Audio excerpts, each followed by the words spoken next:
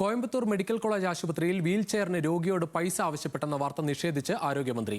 മകൻ സ്നേഹത്തിന്റെ പുറത്താണ് രോഗിയായ അച്ഛനെ ചുമന്നുകൊണ്ടുപോയത്. ആശുപത്രിയിലെ സ്റ്റാഫ് വീൽചെയർ നൽകിയിട്ടും ഉപയോഗിക്കാതിരുന്നതാണെന്നും മന്ത്രി വാർത്താസമ്മേളനത്തിൽ പറഞ്ഞു. ആശുപത്രിയിൽ ചികിത്സയ്ക്കെത്തിയ അച്ഛന് വീൽചെയർ നൽകാൻ പണം ആവശ്യപ്പെട്ട സാഹചര്യത്തിൽ യുവാവ് ചുമലിൽ ചുമന്നുകൊണ്ടുപോയ ദൃശ്യങ്ങൾ പ്രചരിച്ചിരുന്നു. ചൊവ്വാഴ്ചയാണ് പ്രമേഹരോഗിയായ 84-കാരനെ മകൻ കാളിദാസ് ആശുപത്രിയിൽ എത്തിച്ചത്. രോഗം മൂർച്ഛിച്ച് കാല് വെട്ടിമാറ്റേണ്ട അവസ്ഥയിലായിരുന്നു അച്ഛൻ. പക്ഷേ കോയമ്പത്തൂർ മെഡിക്കൽ കോളേജ് അധികൃതർ മോശമായാണ് പെരുമാറിയതെന്ന് മകൻ പറഞ്ഞു. ലിഫ്റ്റിൽ 3-ാം നിലയിലെത്തി ഡോക്ടറെ കണ്ട് തിരിച്ച് ലിഫ്റ്റിൽ താഴേക്ക് മടങ്ങിയെത്തി. ലിഫ്റ്റിലുടനീളം അച്ഛനെ ചുമന്നാണ് മകൻ താഴേക്ക് കൊണ്ടുവന്നത്. വീൽ ചെയർ ചോദിച്ചപ്പോൾ നഴ്സ് പണം ആവശ്യപ്പെട്ടെന്നായിരുന്നു ആരോപണം. പണം നൽകാമെന്ന് പറഞ്ഞപ്പോൾ അരമണിക്കൂർ കാത്തിരിക്കണമെന്നായി.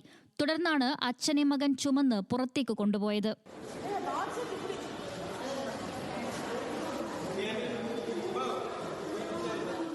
എന്നാൽ പ്രചരിച്ച ദൃശ്യങ്ങളെ പാടെ തള്ളിയിരിക്കുകയാണ് തമിഴ്നാട് ആരോഗ്യമന്ത്രി മാ സുബ്രഹ്മണ്യൻ. വിദഗ്ധ സംഘത്തെ വെച്ച് സംഭവം അന്വേഷിച്ചിരുന്നു.